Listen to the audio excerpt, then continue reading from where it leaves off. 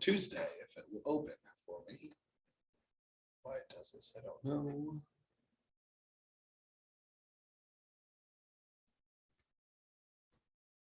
Okay, talking blood vessels and hemodynamics. This word hemodynamics, something I want to emphasize, and I'm actually just going to type it up. I think that'll be an easy way to kind of explain what hemodynamics is.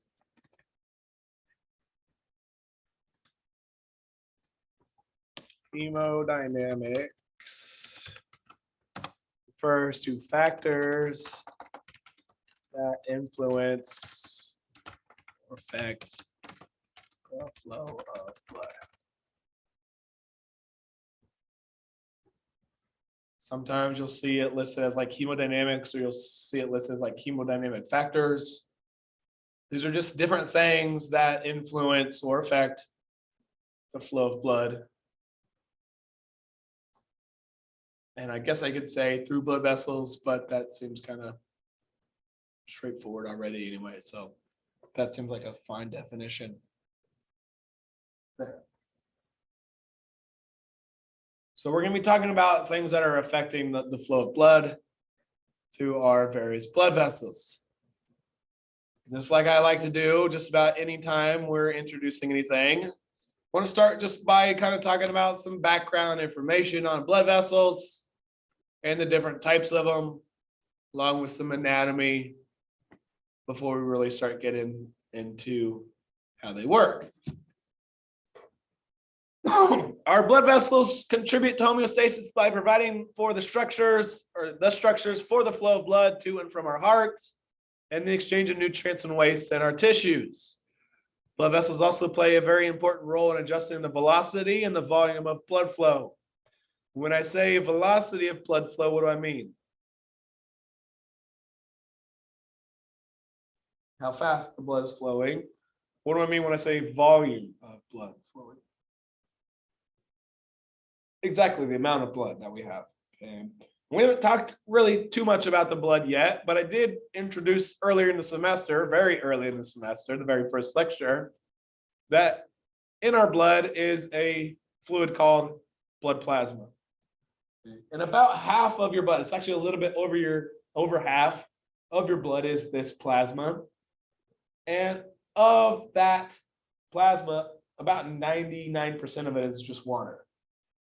So by influencing essentially how much water is in our blood, we can affect our blood volume. Okay. So we're going to see how we can alter blood volume by either retaining or excreting out more water, which will be in review from what we learned about earlier in the semester with various hormones. Okay. Like antidiuretic hormone that I talked a little bit about in anatomy this morning, along with some others. Okay. 5 main types of blood vessels include arteries, arterioles, capillaries, venules, and veins. Okay. And this is how your textbook describes the body of, as having 5 main types of blood vessels. To me, there's really 3 main blood vessels: arteries, capillaries, and veins. Okay. And I say that because arterioles are a type of artery, venules are a type of vein. Okay, but there are a lot of these arterioles and venules, so I guess that's why the textbook gives them their own categories. Now, we've already kind of talked about arteries before. They're efferent vessels of the cardiovascular system, meaning that they take blood away from the heart, and that blood is typically oxygenated, which we color with the color red in anatomy and physiology. Red is always going to depict oxygenated blood, whereas the veins, which are the afferent vessels, in other words, the blood vessels that carry blood back towards the heart, are typically going to be colored blue, which represents deoxygenated blood. Talked about how I dislike that term deoxygenated, but I'm not going to get on that soapbox today. In between your arteries and your capillary, or in between your arteries and veins, are capillaries. Okay, and they're typically colored purple. And that's because red and blue make purple. But these are the most important of all of our blood vessels. And I say that because this is where the magic happens. Okay. They are microscopic, thin-walled vessels connecting arteries and veins. And when I say this is where the magic happens, it's this: the exchange of substances between our blood and our tissues. This is, in other words, where stuff is able to enter or leave our blood. Things like oxygen, CO2, glucose, hormones, stuff we've talked about at various points in the semester being exchanged take place in our capillaries. Now, just before capillaries, you have arterioles, and they're the smallest type of arteries. They form from branches of larger and medium-sized arteries. They're going to be very important in the maintenance of resistance. We actually literally call these resistance vessels. We'll find out what that term resistance means here in a little bit. On the other side of capillaries, the first type of veins receiving blood from capillaries are venules. So they're small veins that collect blood from capillaries, deliver it to larger veins. Okay. Thinking about, like the great vessels associated with the heart, we talked about the other day, like the aorta, that would actually be this one here. That's an artery. The vena cavas, superior, inferior, those would be like what a large vein's like. The pulmonary trunk, pulmonary arteries are going to be what we call elastic arteries. So we haven't really talked about arterioles, capillaries, venules yet, but we've talked about these other categories for sure. Now, when looking at arteries and veins in greater detail, you'll find that they are pretty similar as far as how they're built, but there's a couple important differences that I'll touch on. Let you guys fill in the blanks here. There are no blanks, okay. Let's talk about the walls of arteries and veins. Made up of 3 layers or 3 tunics. Tunic's just a fancy word for layer. And there's where the terms tunica, interna, tunica media, tunica externa come from. The tunica interna, or as you'll sometimes see it listed as the tunica intima, this is the most inner part of the blood vessel. So in other words, this is the lining of our blood vessels. Okay, it is exposed to our blood, composed of a simple squamous epithelium called endothelium. This overlies a basement membrane of loose connective tissue that you see here kind of in orange. Okay. This endothelium is essentially just like the lining inside of our heart that we learned the other day was called endocardium. Now, in the case of capillaries, which we show down here in figure C, those 2 layers of the interna are all that a capillary has. Epithelium or endothelium, excuse me, and a basement membrane. So we can describe capillaries as being extremely, extremely, extremely thin wall. And that's important because the thinner their wall is, the easier it is for stuff to get in and out of them. Remember, capillaries, we just said, are the location of exchange. In other words, for oxygen to enter or leave the blood, it has to pass through these 2 layers, which would be a heck of a lot easier than if it had to pass through the many layers of your arteries and veins. So by being thin-walled, it enhances exchange.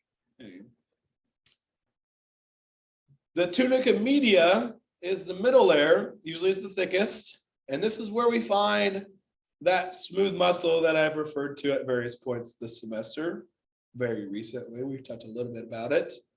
Principal function of this media is to mediate what we call vascular tone. A vascular tone refers to the ability to vasoconstrict and vasodilate, which alters the lumen of the blood vessel. The lumen is the space where the blood is actually flowing. If you perform what's called vasoconstriction, it occurs because the muscle has contracted. This is like squeezing a garden hose or kinking a garden hose. That decreases the size of the lumen, which therefore decreases the flow of blood through it. This is what we do in response to the sympathetic nervous system or in response to sympathetic stimulation. Whereas relaxing that muscle is called vasodilation, and that allows the lumen to open more widely, and therefore more blood can flow through it. And this is what we do when we decrease sympathetic stimulation or in the presence of certain chemicals like NO, nitric oxide, hydrogen ion, and lactic acid. Now, these terms vasoconstriction and vasodilation truly actually refer specifically to what we can do with our arteries. There is a lot less smooth muscle, and you can see that here in our picture of this vein.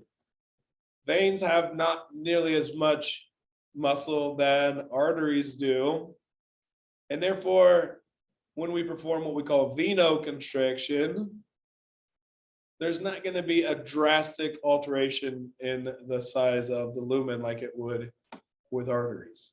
Okay. So venoconstriction, venodilation will be specific to veins. Vaso is for arteries, and that's what really is more important. Although we will talk a little bit about the importance of venoconstriction here in just a second. The outermost layer of the heart, really not physiologically too important. It's made of loose connective tissue, merges, and thereby anchors the blood vessels and neighboring tissues. Okay. Now, aside from those three layers, I want to talk about the differences between arteries and veins. I've already mentioned one, which is smooth muscle differences. Arteries have a lot more than veins.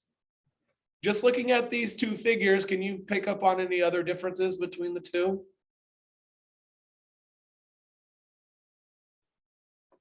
How about these? Veins have valves. These are like the valves in our heart that provide for blood to flow in only one direction. We're going to talk about the importance of venous valves with regards to what we call venous return. Okay. Look at the size difference between the two lumens. The lumen of a vein and the lumen of an artery are very different. Veins are much more wide open, and that's because their wall, and a lot of it's because of the little smooth muscle that they have. Veins are a lot thinner walled, therefore they have a bigger lumen. So veins can hold a lot more blood, which helps me transition to the first hemodynamic factor I'm going to talk about, what we call venous capacitance.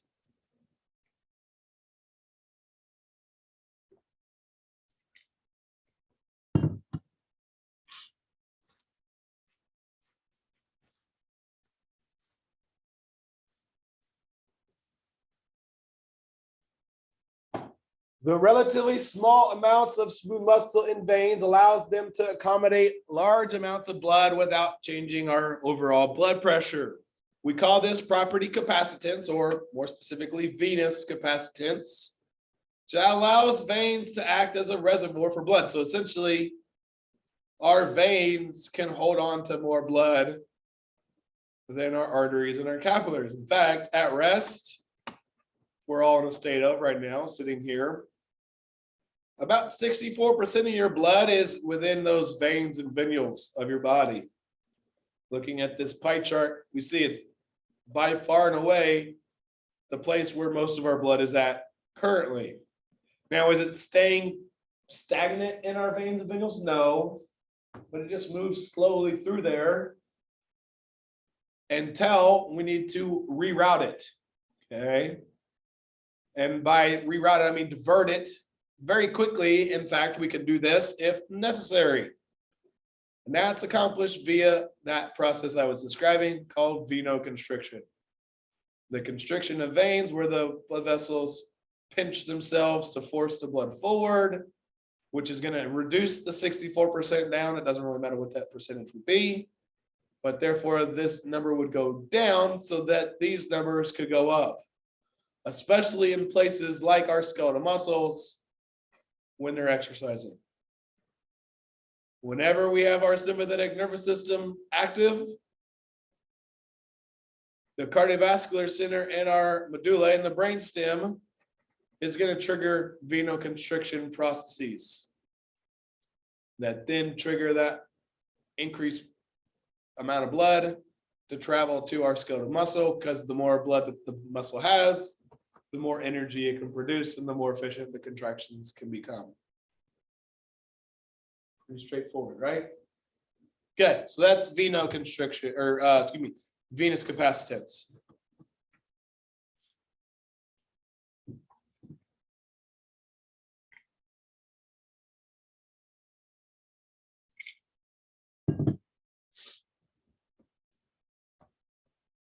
All right, capillary exchange is something we're going to talk about here for the next couple slides.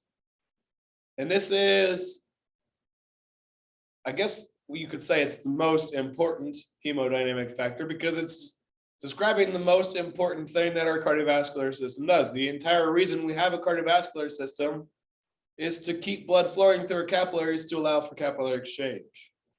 This is the whole reason why we have a heart, why we have blood vessels, and why we have blood, to get the nutrients, to remove the waste from the tissues of our body because they can't move around to get those things themselves. Okay. Capillary exchange is simply the movement of substances between our blood and the surrounding interstitial fluid.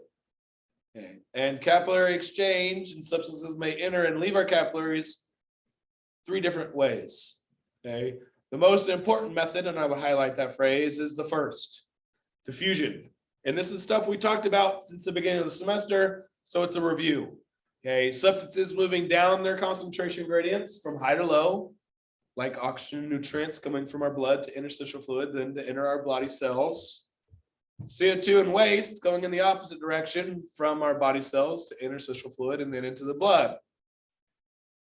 Now, depending on what that substance is, it may have to cross through the capillary wall using what we call intercellular clefts, or what we call fenestrations, or by diffusing actually through the endothelial cells altogether. Okay. Let me actually pull up really quickly a picture of different types of capillaries that we have in our body. This is actually going to be from a lecture that I teach in anatomy.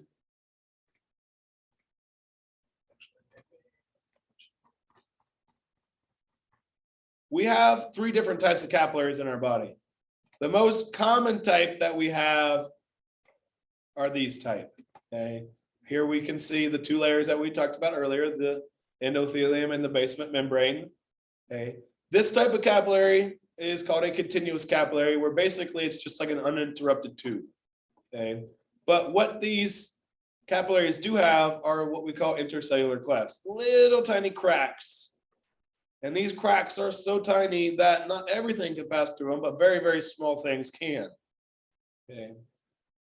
So these are not super leaky, whereas the next type, what we call fenestrated capillaries, these are very leaky. See all these little holes right here? We call those pores or fenestrations. Those are going to allow more substances to pass through. We find these in places where we do a lot of exchange, like the kidneys and our small intestine. The most leaky are these type, and they look like Swiss cheese, or somebody just punched a bunch of holes in the capillary. These holes are really, really, really, really big, so big that actually blood cells can pass through them. Okay, and so we don't have these in a lot of places, like our red bone marrow and our spleen. See them in the liver as well. Okay, but most places, like I said, we're going to have these or these.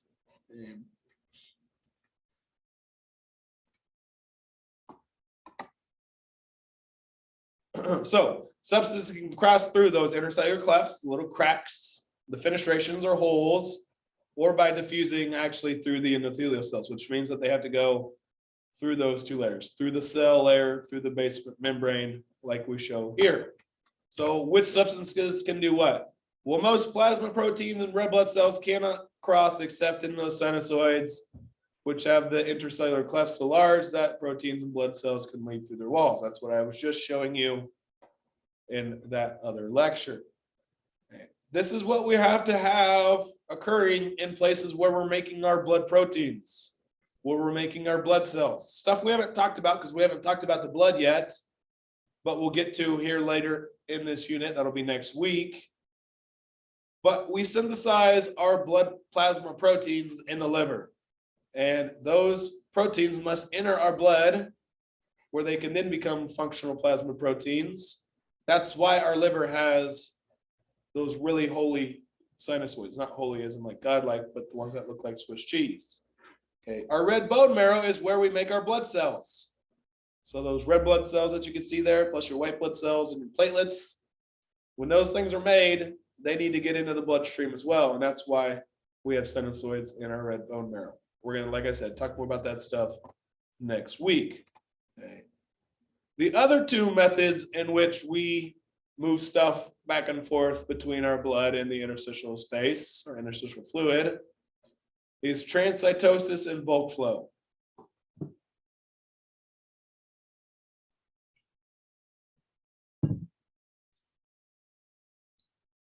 Transcytosis is a process where a small quantity of material in our blood plasma becomes enclosed within pinocytic vesicles that enter the endothelial cells by endocytosis, then move across the cell and exit on the other side by exocytosis. That's what we're showing right here in the figure. Okay. In this case, it's a protein hormone being brought into the capillary cell that's shown right here, forming a vesicle. Remember, we talked about endo and exocytosis early in the semester. Endo is where something comes in, we form a vesicle, and then we push it out on the other side of the cell via exocytosis. So right here we show endo, right here we show exo. That's what transcytosis means. Trans means across or through, so this is where we're going through the cell using a vesicle. Okay. This is what we have to do for large lipid insoluble molecules that cannot cross the capillary walls any other way. So they can't go through the cells just by diffusion. They can't go through the intercellular clefts. They can't go through the fenestrations. This is, for example, how insulin enters our bloodstream. That's really not something we talk a whole lot about, but it is one way that we move stuff between our blood and our interstitial fluid. Bulk flow is our final process, and I'd say it's the most complicated. It's a passive process, so energy is not needed, but this is what we do for large numbers of ions, molecules, or particles in a fluid moving together in the same direction. So if you like buy in bulk, you buy a whole bunch of stuff, right? Well, bulk flow is the movement of a bunch of stuff at the same time and in the same direction. It's all based on pressure gradients, just like we learned about the other day, where we're going to be dealing with high pressure and low pressure going from high to low. And this is what helps us regulate relative volumes of blood and interstitial fluid. So it regulates how much water we have in our blood and how much water we have in our interstitial spaces. Okay. It's pretty complicated though when it comes to the pressure stuff. Okay, because there's not just two pressures involved, it's actually a mathematical calculation that you have to do where you have to calculate what's called net filtration pressure. NFP for short is the balance of pressures determining whether the volumes of blood and interstitial fluid remain steady or change. Okay, and there's four pressures that go into it: blood hydrostatic pressure, interstitial fluid hydrostatic pressure, blood colloid osmotic pressure, and interstitial fluid osmotic pressure. Basically, what you have to do, and you can see it down here at the bottom, you have to add BHP and IFOP together, subtract those by the other two, and you're either going to get a positive number or it's going to come out negative. If it's positive, like we show here, plus 10 millimeters of mercury, that's going to promote filtration.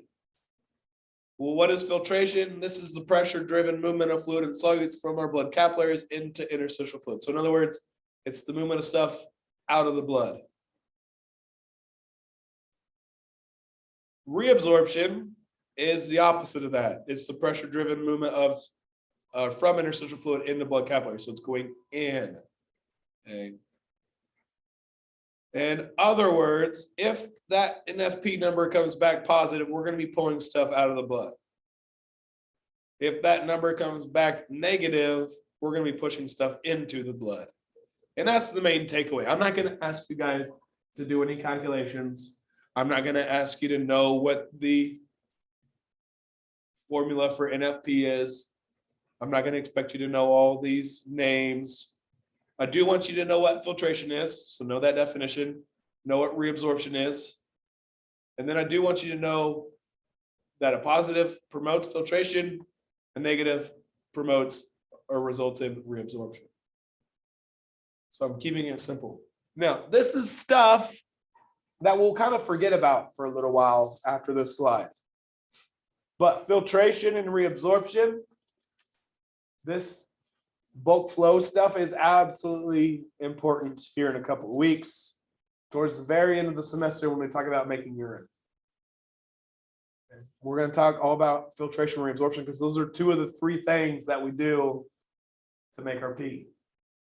So our kidneys are doing a lot of filtration, reabsorption as we're filtering our blood and deciding how much stuff to hold on to or how much stuff to lose in our pee. So we'll get into all that and we'll talk more about NFP at that point in time. Okay, thinking back to Tuesday, we came across in our heart lecture a slide that said the controlled blood flow, and in parentheses it said part 1.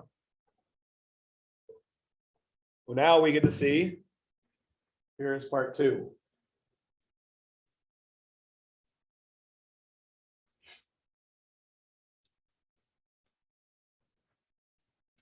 Okay, reading through, remember that in the heart, blood flow was determined by a pressure gradient. In other words, it was simple for blood to flow from P1 to P2. We said P1 had to be higher in pressure than P2, right? We had the 100 millimeters mercury higher than 80, if I remember the numbers off the top of my head correctly. Okay. Well, in our circulation, so in our blood vessels, where the blood is traveling through a tube, there's an additional factor that can influence the flow of blood. And this is called resistance. And that word resistance was something we talked a little bit about in our heart lecture. So we talked about it on Tuesday. Resistance is the opposition to the movement of fluid in a tube. Okay. In our cardiovascular system, the opposition to blood flow in a vessel due to friction between blood and the walls of blood vessels is called vascular resistance. So vascular resistance is inversely related to blood flow. And there's that phrase again, inversely related or inverse relationship. That means if vascular resistance is elevated, what's going to happen to blood flow? If one is up, the other one is down.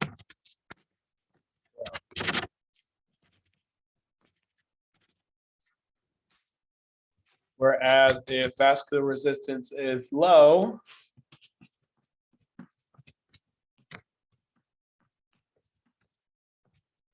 flow is enhanced.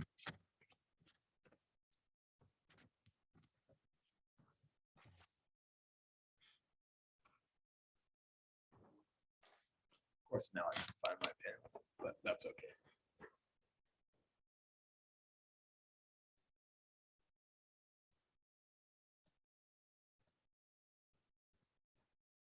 Now, there's three things that affects vascular resistance, or vascular resistance depends on these three things.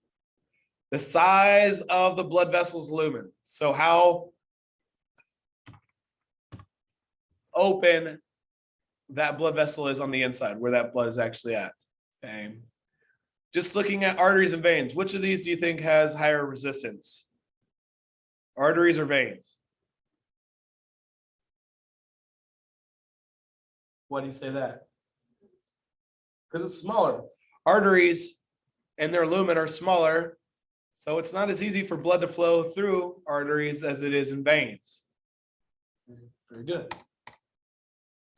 Other things that affect resistance, viscosity. You never heard the term viscosity before? It used to be a commercial, and it was probably before most of you guys' lives when you remember things. But there was a commercial that described viscosity, and this refers to the thickness of a fluid. So in this case, we're talking about the thickness of the blood. Okay. And then overall, the total blood vessels length. Calculating resistance, it's 8 times viscosity times the length of the tube divided by pi times the radius to the 4th power. Now, you're not going to have to do that calculation. You're not going to have to know that formula. Well, let's just think about those 3 different factors that affect resistance. The lumen's size, its viscosity, and its total blood vessel length. And let's just go through. We can obviously change the lumen's size through that vasoconstriction, vasodilation stuff we've talked about. What about viscosity of your blood? Can that change? It sure absolutely can. But is that a really quick, easy thing to change? Can you make your blood thicker like almost instantly? No, can't. What about total blood vessel length? Are your blood vessels going to be able to grow almost instantly? Or is that a long-term type thing? So what's the easiest thing that we could do to influence vascular resistance? Change the size of the blood vessel's lumen. Okay. Down here at the bottom, radius to the 4th power. Radius is talking about the blood vessel's lumen, and it's multiplied to the 4th power, which means it's not multiplied times 4. It's the radius times itself 4 times, which means even if you have a small change in the lumen's radius, it's going to greatly affect resistance.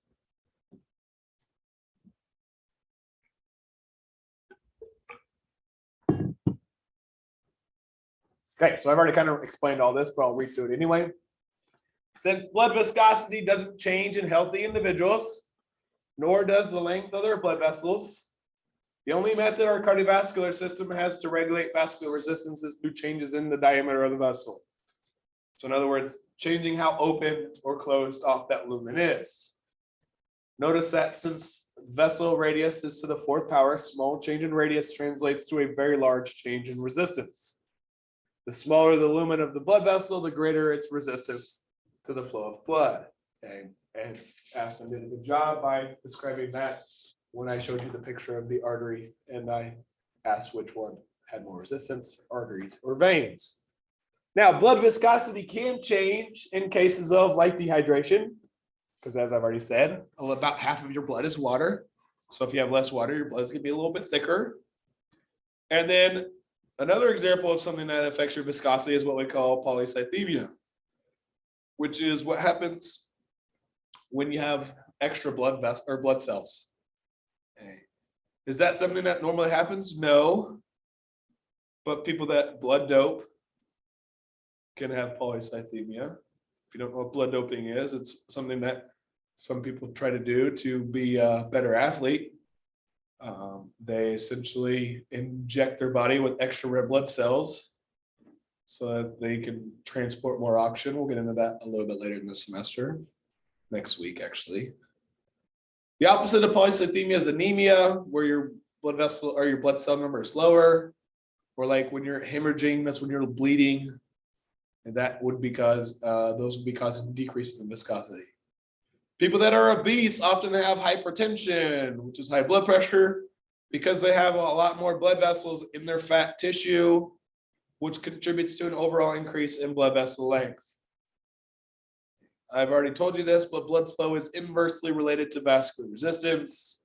And I wrote that down on the piece of paper where I said any increase in vascular resistance decreases blood flow, whereas any decrease in vascular resistance increases blood flow. Okay. Now you can calculate blood flow as P1 minus P2 over vascular resistance, or mean arterial pressure over vascular resistance. Not that you have to do that on the exam.